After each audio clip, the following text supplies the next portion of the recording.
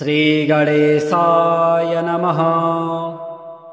अथ श्री विष्णोरष्टोत्तरशतनामस्तोत्रम्। विष्णोर्जिष्णोर्वषट्कारो देवदेवो वृषाकपिः, दामोदरो दीनबन्धो रादिदेवोदितेः सुतः, पुण्डरीकः परानन्दः परमात्मा परात्परः, परशुधारी विश्वात्मा कृष्णः कलिमलापः, कौस्तुभोद्भासितो रश्को नरो नारायणो हरिः, हरो हरप्रियः स्वामी वैकुण्ठो विश्वतोमुखः, हृषीकेशो प्रमेयात्मा वराहो धरणीधरः, वामनो वेदवक्ता च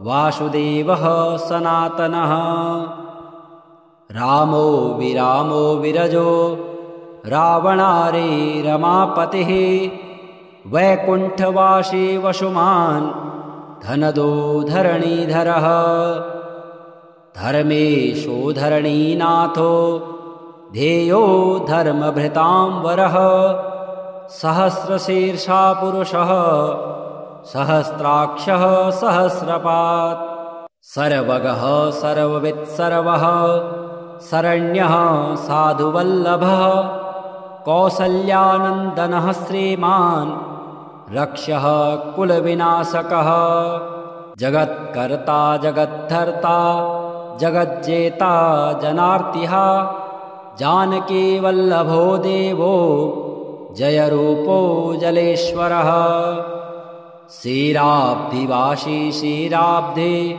तनया वल्लभस्तथा, शेषशायी पन्नगारे वाहनो विष्टरस्रवाः, माधवो मधुरानाथो मोहदो मोहनासनः, दैत्यारिः पुण्डरीकाक्षो यच्युतो मधुसूदनः, सोमसूर्याग्निनयनो नृसिंहो भक्तवत्सलः, नित्यो निरामयः शुद्धो नरदेवो जगत्प्रभुः, हयग्रीवो जितरिपो रूपेन्द्रो रुक्मिणीपतिः, सर्वदेवमयः श्रीशः सर्वाधारः सनातनः, साम्यः सौम्यप्रदः सृष्टा विश्वक्सेनो जनार्दनः, यशोदातनयो योगे योगशास्त्रपरायणः, रुद्रात्मको रुद्रमूर्तिः राघवो मधुसूदनः, इति ते कथितं दिव्यं नाम्नामष्टोत्तरं शतम्, सर्वपापहरं पुण्यं विष्णोर्मिततेजसः, दुःखदारिद्र्यदौर्भाग्य नाशनं सुखवर्धनं, सर्वसम्पत्करं सौम्यं महापातकनाशनं, प्रातरुत्थाय विप्रेन्द्र पठेदेकाग्रमानसः, तस्य नश्यन्ति विपदां राशयः सिद्धिमाप्नुयात्। ॐ विष्णवे नमः। ॐ लक्ष्मीपतये नमः। ॐ कृष्णाय नमः। ॐ वैकुण्ठाय नमः। ॐ गरुडध्वजाय नमः। ॐ परब्रह्मणे नमः। ॐ जगन्नाथाय नमः। ॐ वासुदेवाय नमः। ॐ त्रिविक्रमाय नमः। ॐ दैत्यान्तकाय नमः। ॐ मधुरिपवे नमः। ॐ तार्क्ष्यवाहनाय नमः। ॐ सनातनाय नमः। ॐ नारायणाय नमः। ॐ पद्मनाभाय नमः।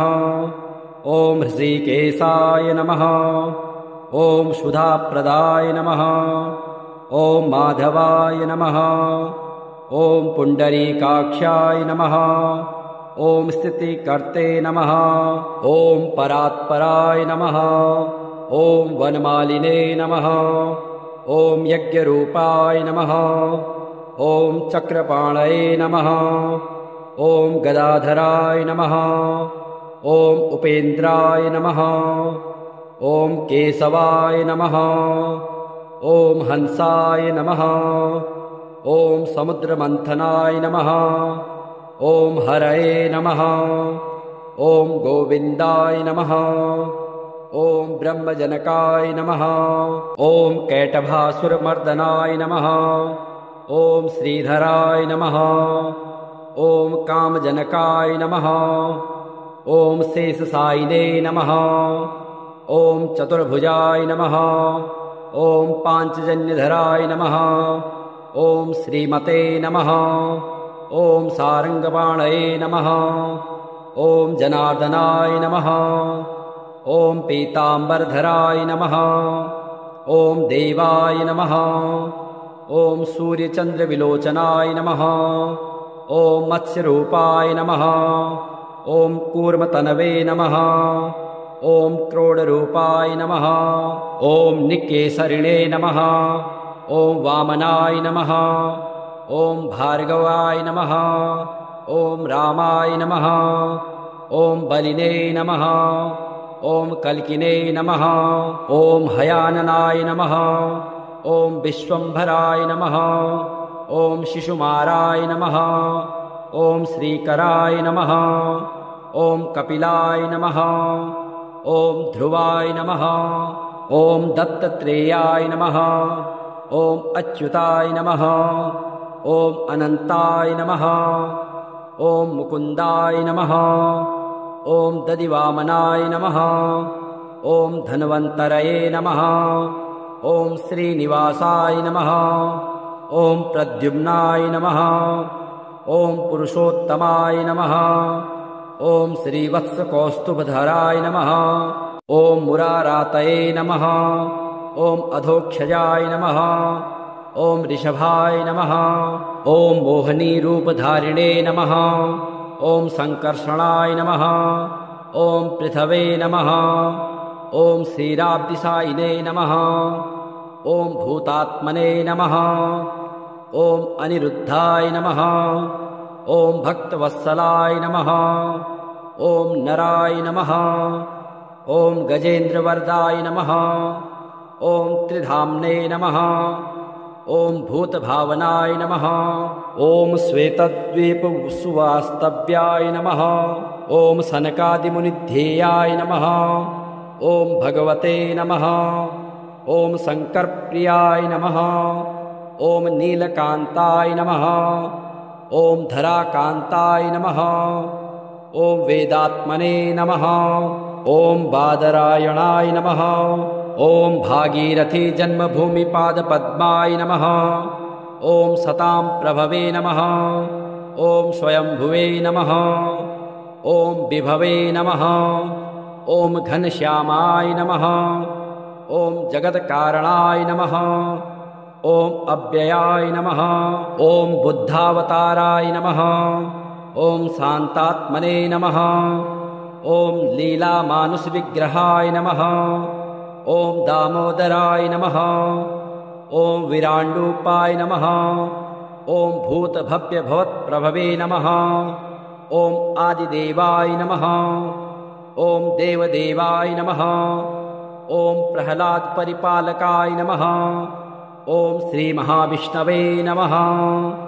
विष्णोर्जिष्णोर्वषट्कारो देवदेवो वृषाकपिः दामोदरो दीनबन्धो रादिदेवोदितेः सुतः पुण्डरीकः परानन्दः परमात्मा परात्परः परशुधारी विश्वात्मा कृष्णः कलिमलापः कौस्तुभोद्भासितो रश्को नरो नारायणो हरिः हरो हरप्रियः स्वामी वैकुण्ठो विश्वतोमुखः हृषीकेशो प्रमेयात्मा वराहो धरणीधरः वामनो वेदवक्ता च वासुदेवः सनातनः रामो विरामो विरजो रावणारे रमापतिः वैकुण्ठवासी वसुमान् धनदो धरणीधरः धर्मेशो धरणीनाथो ध्येयो धर्मभृतां वरः सहस्रशीर्षा पुरुषः सहस्राक्षः सहस्रपात् सर्वगः सर्ववित् सर्वः शरण्यः साधुवल्लभः कौसल्यानन्दनः श्रीमान् रक्षः कुलविनाशकः जगत्कर्ता जगद्धर्ता जगज्जेता जनार्तिः जानकीवल्लभो देवो जयरूपो जलेश्वरः क्षीराब्धिवासी क्षीराब्धे तनया वल्लभस्तथा शेषशायी पन्नगारे वाहनो विष्टरस्रवाः माधवो मधुरानाथो मोहदो मोहनासनः दैत्यारिः पुण्डरीकाक्षो यच्युतो मधुसूदनः सोमसूर्याग्निनयनो नृसिंहो भक्तवत्सलः नित्यो निरामयः शुद्धो नरदेवो जगत्प्रभुः हयग्रीवो जितरिपो रूपेन्द्रो रुक्मिणीपतिः सर्वदेवमयः श्रीशः सर्वाधारः सनातनः साम्यः सौम्यप्रदः सृष्टा विश्वक्सेनो जनार्दनः यशोदातनयो योगे योगशास्त्रपरायणः रुद्रात्मको रुद्रमूर्तिः राघवो मधुसूदनः इति ते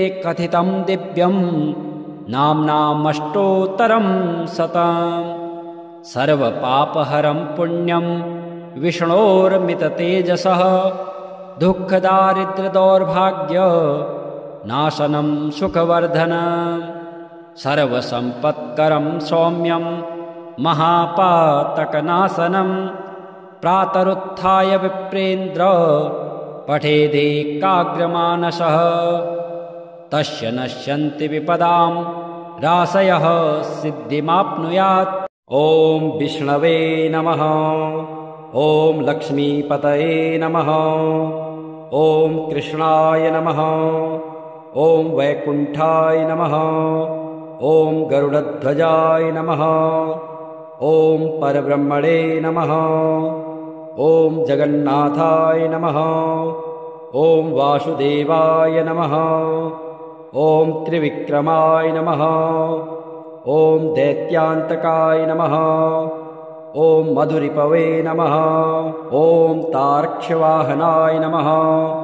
ॐ सनातनाय नमः। ॐ नारायणाय नमः। ॐ पद्मनाभाय नमः। ॐ हृषीकेशाय नमः। ॐ सुधाप्रदाय नमः। ॐ माधवाय नमः। ॐ पुण्डरीकाक्षाय नमः। ॐ स्थितिकर्ते नमः। ॐ परात्पराय नमः। ॐ वनमालिने नमः। ॐ यज्ञरूपाय नमः। ॐ चक्रपाणये नमः। ॐ गदाधराय नमः। ॐ उपेन्द्राय नमः। ॐ केशवाय नमः। ॐ हंसाय नमः। ॐ समुद्रमन्थनाय नमः। ॐ हरये नमः। ॐ गोविन्दाय नमः। ॐ ब्रह्मजनकाय नमः। ॐ कैटभासुरमर्दनाय नमः। ॐ श्रीधराय नमः। ॐ कामजनकाय नमः। ॐ शेषशायिने नमः। ॐ चतुर्भुजाय नमः। ॐ पाञ्चजन्यधराय नमः। ॐ श्रीमते नमः। ॐ सारङ्गपाणये नमः। ॐ जनार्दनाय नमः। ॐ पीताम्बरधराय नमः। ॐ देवाय नमः। ॐ सूर्यचन्द्रविलोचनाय नमः। ॐ मत्स्यरूपाय नमः। ॐ कूर्मतनवे नमः। ॐ क्रोडरूपाय नमः। ॐ निकेसरिणे नमः। ॐ वामनाय नमः। ॐ भार्गवाय नमः। ॐ रामाय नमः। ॐ बलिने नमः। ॐ कल्किने नमः। ॐ हयाननाय नमः। ॐ विश्वम्भराय नमः। ॐ शिशुमाराय नमः। ॐ श्रीकराय नमः। ॐ कपिलाय नमः। ॐ ध्रुवाय नमः। ॐ दत्तात्रेयाय नमः। ॐ अच्युताय नमः। ॐ अनन्ताय नमः। ॐ मुकुन्दाय नमः। ॐ दधिवामनाय नमः। ॐ धन्वन्तरये नमः। ॐ श्रीनिवासाय नमः। ॐ प्रद्युम्नाय नमः। ॐ पुरुषोत्तमाय नमः। ॐ श्रीवत्सकौस्तुभधराय नमः। ॐ मुरारातये नमः। ॐ अधोक्षजाय नमः। ॐ ऋषभाय नमः।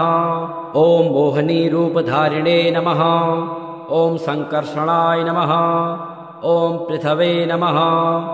ॐ श्रीराब्दिसायिने नमः। ॐ भूतात्मने नमः। ॐ अनिरुद्धाय नमः। ॐ भक्तवत्सलाय नमः। ॐ नराय नमः। ॐ गजेन्द्रवरदाय नमः। ॐ त्रिधाम्ने नमः।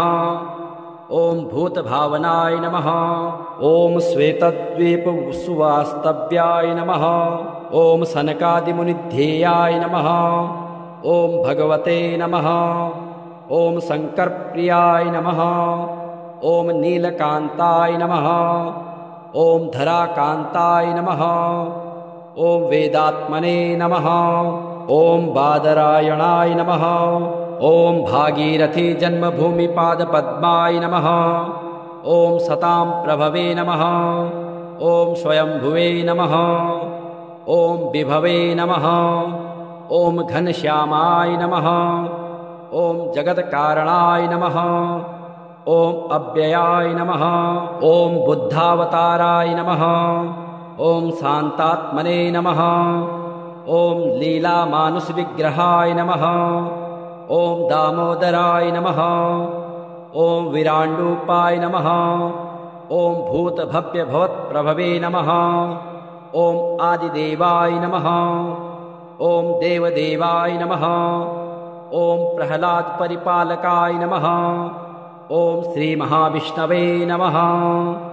विष्णोर्जिष्णोर्वषट्कारो देवदेवो वृषाकपिः दामोदरो दीनबन्धो रादिदेवोदितेः सुतः पुण्डरीकः परानन्दः परमात्मा परात्परः परशुधारी विश्वात्मा कृष्णः कलिमलापः कौस्तुभोद्भासितो रश्को नरो नारायणो हरिः हरो हरप्रियः स्वामी वैकुण्ठो विश्वतोमुखः हृषीकेशो प्रमेयात्मा वराहो धरणीधरः वामनो वेदवक्ता च वासुदेवः सनातनः रामो विरामो विरजो रावणारे रमापतिः वैकुण्ठवासी वसुमान् धनदो धरणीधरः धर्मेशो धरणीनाथो ध्येयो धर्मभृतां वरः सहस्रशीर्षा पुरुषः सहस्राक्षः सहस्रपात् सर्वगः सर्ववित्सर्वः शरण्यः साधुवल्लभः कौसल्यानन्दनः श्रीमान् रक्षः कुलविनाशकः जगत्कर्ता जगद्धर्ता जगज्जेता जनार्तिः जानकीवल्लभो देवो जयरूपो जलेश्वरः श्रीराब्धिवासी श्रीराब्धे तनया वल्लभस्तथा शेषशायी पन्नगारे वाहनो विष्टरस्रवाः माधवो मधुरानाथो मोहदो मोहनासनः दैत्यारिः पुण्डरीकाक्षो ह्यच्युतो मधुसूदनः सोमसूर्याग्निनयनो नृसिंहो भक्तवत्सलः नित्यो निरामयः शुद्धो नरदेवो जगत्प्रभुः हयग्रीवो जितरिपो रूपेन्द्रो रुक्मिणीपतिः सर्वदेवमयः श्रीशः सर्वाधारः सनातनः साम्यः सौम्यप्रदः सृष्टा विश्वक्सेनो जनार्दनः यशोदातनयो योगे योगशास्त्रपरायणः रुद्रात्मको रुद्रमूर्तिः राघवो मधुसूदनः इति ते कथितं दिव्यं नाम्नामष्टोत्तरं शतम् सर्वपापहरं पुण्यं विष्णोर्मिततेजसः दुःखदारिद्र्यदौर्भाग्य नाशनं सुखवर्धनं सर्वसम्पत्करं सौम्यं महापातकनाशनं प्रातरुत्थाय विप्रेन्द्र पठेदेकाग्रमानसः तस्य नश्यन्ति विपदां राशयः सिद्धिमाप्नुयात्। ॐ विष्णवे नमः। ॐ लक्ष्मीपतये नमः। ॐ कृष्णाय नमः। ॐ वैकुण्ठाय नमः। ॐ गरुडध्वजाय नमः। ॐ परब्रह्मणे नमः। ॐ जगन्नाथाय नमः। ॐ वासुदेवाय नमः। ॐ त्रिविक्रमाय नमः। ॐ दैत्यान्तकाय नमः। ॐ मधुरिपवे नमः। ॐ तार्क्ष्यवाहनाय नमः। ॐ सनातनाय नमः। ॐ नारायणाय नमः। ॐ पद्मनाभाय नमः। ॐ हृषीकेशाय नमः। ॐ सुधाप्रदाय नमः। ॐ माधवाय नमः। ॐ पुण्डरीकाक्षाय नमः। ॐ स्थितिकर्ते नमः। ॐ परात्पराय नमः। ॐ वनमालिने नमः। ॐ यज्ञरूपाय नमः। ॐ चक्रपाणये नमः। ॐ गदाधराय नमः। ॐ उपेन्द्राय नमः। ॐ केशवाय नमः। ॐ हंसाय नमः। ॐ समुद्रमन्थनाय नमः। ॐ हरये नमः। ॐ गोविन्दाय नमः। ॐ ब्रह्मजनकाय नमः। ॐ कैटभासुरमर्दनाय नमः। ॐ श्रीधराय नमः। ॐ कामजनकाय नमः। ॐ शेषशायिने नमः। ॐ चतुर्भुजाय नमः। ॐ पाञ्चजन्यधराय नमः। ॐ श्रीमते नमः। ॐ सारङ्गपाणये नमः। ॐ जनार्दनाय नमः। ॐ पीताम्बरधराय नमः। ॐ देवाय नमः। ॐ सूर्यचन्द्रविलोचनाय नमः।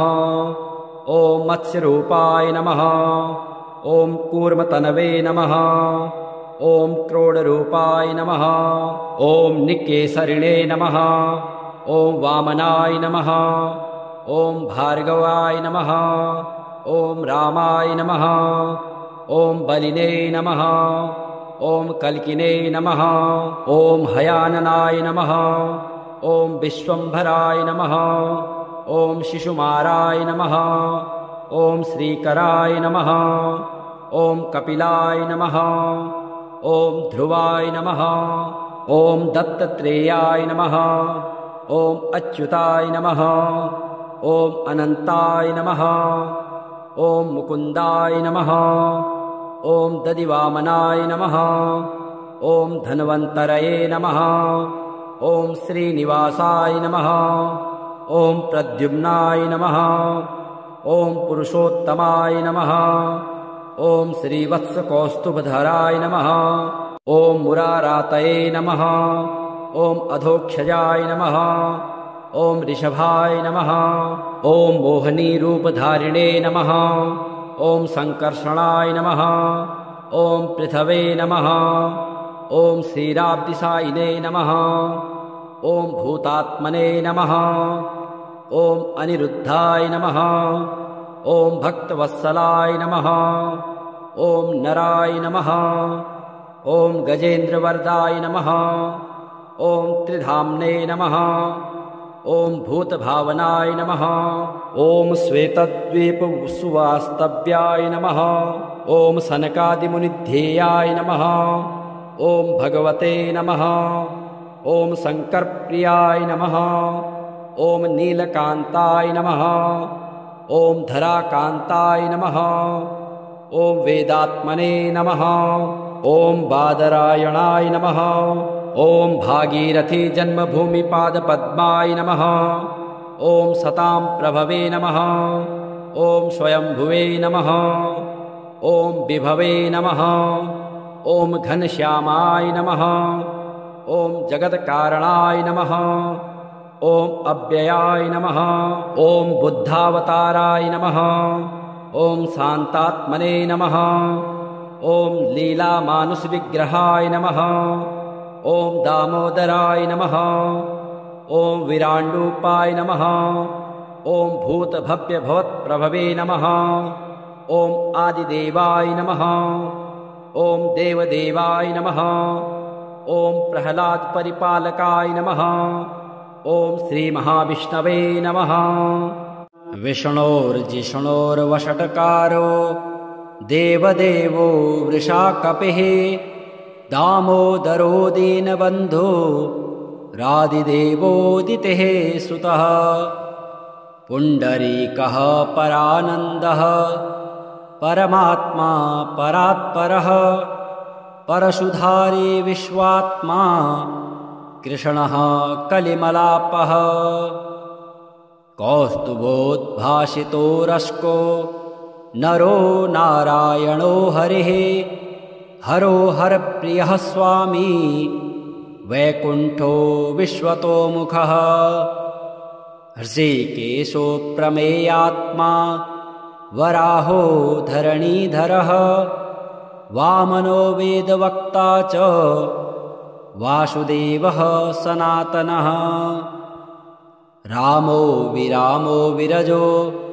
रावणारे रमापतिः वैकुण्ठवासी वसुमान् धनदो धरणीधरः धर्मेशो धरणीनाथो ध्येयो धर्मभृतां वरः सहस्रशीर्षा पुरुषः सहस्राक्षः सहस्रपात् सर्वगः सर्ववित्सर्वः शरण्यः साधुवल्लभः कौसल्यानन्दनः श्रीमान् रक्षः कुलविनाशकः जगत्कर्ता जगद्धर्ता जगज्जेता जनार्तिः जानकीवल्लभो देवो जयरूपो जलेश्वरः क्षीराब्धिवासी क्षीराब्धे तनया वल्लभस्तथा शेषशायी पन्नगारे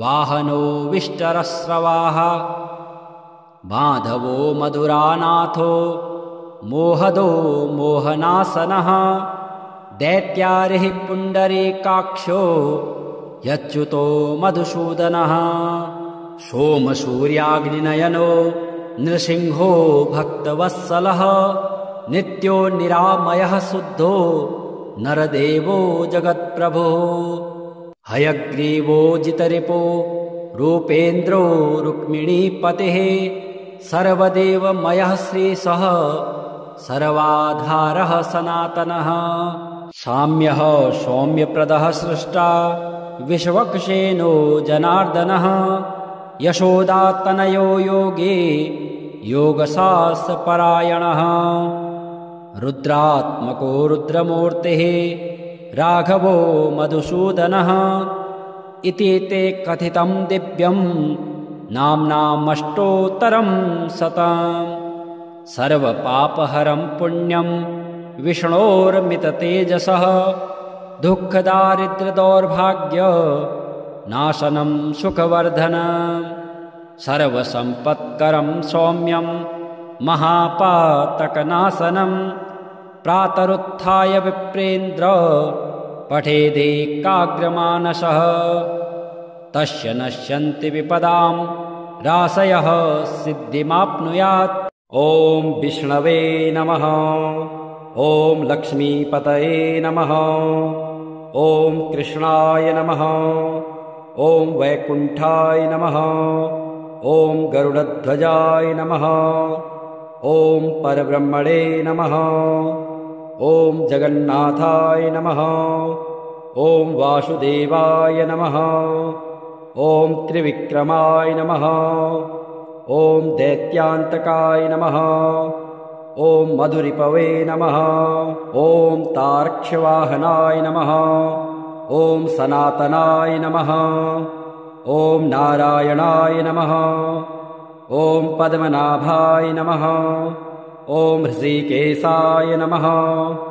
ॐ सुधाप्रदाय नमः। ॐ माधवाय नमः। ॐ पुण्डरीकाक्षाय नमः। ॐ स्थितिकर्ते नमः। ॐ परात्पराय नमः। ॐ वनमालिने नमः। ॐ यज्ञरूपाय नमः। ॐ चक्रपाणये नमः। ॐ गदाधराय नमः। ॐ उपेन्द्राय नमः। ॐ केशवाय नमः। ॐ हंसाय नमः। ॐ समुद्रमन्थनाय नमः। ॐ हरये नमः। ॐ गोविन्दाय नमः। ॐ ब्रह्मजनकाय नमः। ॐ कैटभासुरमर्दनाय नमः। ॐ श्रीधराय नमः। ॐ कामजनकाय नमः। ॐ शेषशायिने नमः। ॐ चतुर्भुजाय नमः। ॐ पाञ्चजन्यधराय नमः। ॐ श्रीमते नमः। ॐ सारङ्गपाणये नमः। ॐ जनार्दनाय नमः। ॐ पीताम्बरधराय नमः। ॐ देवाय नमः। ॐ सूर्यचन्द्रविलोचनाय नमः। ॐ मत्स्यरूपाय नमः। ॐ कूर्मतनवे नमः। ॐ क्रोडरूपाय नमः। ॐ निकेसरिणे नमः। ॐ वामनाय नमः। ॐ भार्गवाय नमः। ॐ रामाय नमः। ॐ बलिने नमः। ॐ कल्किने नमः। ॐ हयाननाय नमः। ॐ विश्वम्भराय नमः। ॐ शिशुमाराय नमः। ॐ श्रीकराय नमः। ॐ कपिलाय नमः। ॐ ध्रुवाय नमः। ॐ दत्तात्रेयाय नमः। ॐ अच्युताय नमः। ॐ अनन्ताय नमः। ॐ मुकुन्दाय नमः। ॐ दधिवामनाय नमः। ॐ धन्वन्तरये नमः। ॐ श्रीनिवासाय नमः। ॐ प्रद्युम्नाय नमः। ॐ पुरुषोत्तमाय नमः। ॐ श्रीवत्सकौस्तुभधराय नमः। ॐ मुरारातये नमः। ॐ अधोक्षजाय नमः। ॐ ऋषभाय नमः। ॐ मोहनीरूपधारिणे नमः। ॐ सङ्कर्षणाय नमः। ॐ पृथवे नमः। ॐ श्रीराब्दिसायिने नमः। ॐ भूतात्मने नमः। ॐ अनिरुद्धाय नमः। ॐ भक्तवत्सलाय नमः। ॐ नराय नमः। ॐ गजेन्द्रवरदाय नमः। ॐ त्रिधाम्ने नमः। ॐ भूतभावनाय नमः। ॐ श्वेतद्वीपसुवास्तव्याय नमः। ॐ सनकादिमुनिध्येयाय नमः। ॐ भगवते नमः। ॐ शङ्करप्रियाय नमः। ॐ नीलकान्ताय नमः। ॐ धराकान्ताय नमः। ॐ वेदात्मने नमः। ॐ बादरायणाय नमः। ॐ भागीरथी जन्मभूमिपादपद्माय नमः। ॐ सतां प्रभवे नमः। ॐ स्वयंभुवे नमः। ॐ विभवे नमः। ॐ घनश्यामाय नमः। ॐ जगत्कारणाय नमः। ॐ अव्ययाय नमः। ॐ बुद्धावताराय नमः। ॐ शान्तात्मने नमः। ॐ लीलामानुषविग्रहाय नमः। ॐ दामोदराय नमः। ॐ विराण्डूपाय नमः। ॐ भूतभव्यभवत्प्रभवे नमः। ॐ आदिदेवाय नमः। ॐ देवदेवाय नमः। ॐ प्रह्लादपरिपालकाय नमः। ॐ श्रीमहाविष्णवे नमः।